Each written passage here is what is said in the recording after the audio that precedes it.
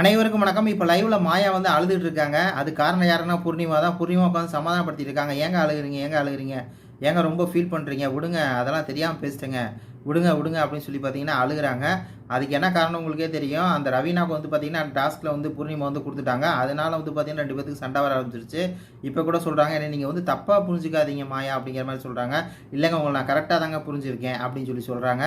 அதுக்கப்புறம் பார்த்தீங்கன்னா பேசின அந்த வார்த்தைகள் உங்களுக்கு எது பிடிக்காம இருக்கா அப்படிங்கிற மாதிரி பார்த்தீங்கன்னா கேட்குறாங்க. அதெல்லாம் ஒன்றும் இல்லைங்க, அதெல்லாம் ஒன்றும் இல்லைங்க அப்படின்னு சொல்லிட்டு பார்த்தீங்கன்னா கண்கள்லேருந்து தண்ணி மட்டும் பார்த்தீங்கன்னா மாயாவுக்கு ஒரு பக்கம் வந்துட்டு இருக்கு.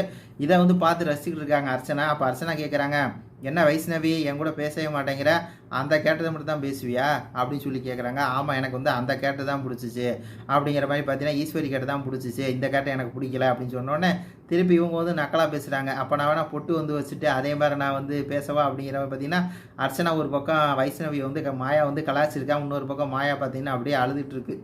இப்போ என்ன பாட்டு போட ஆரம்பிச்சிட்டாங்கன்னா, நம்பியே நம்பியே இப்படியெல்லாம் நம்பியார் தெரிஞ்சுக்கிட்டு தான் இன்றைக்கி வந்து சண்டை போட்டுக்கிறாங்க.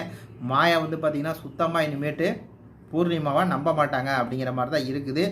ஆனால் வந்து பெரிய ஒரு குண்டா தூக்கி அர்ச்சனா போட்டிருக்கு இல்லையா? இது பற்றி உங்கள் கருத்துக்களை சொல்லுங்கள். நன்றி, வணக்கம்.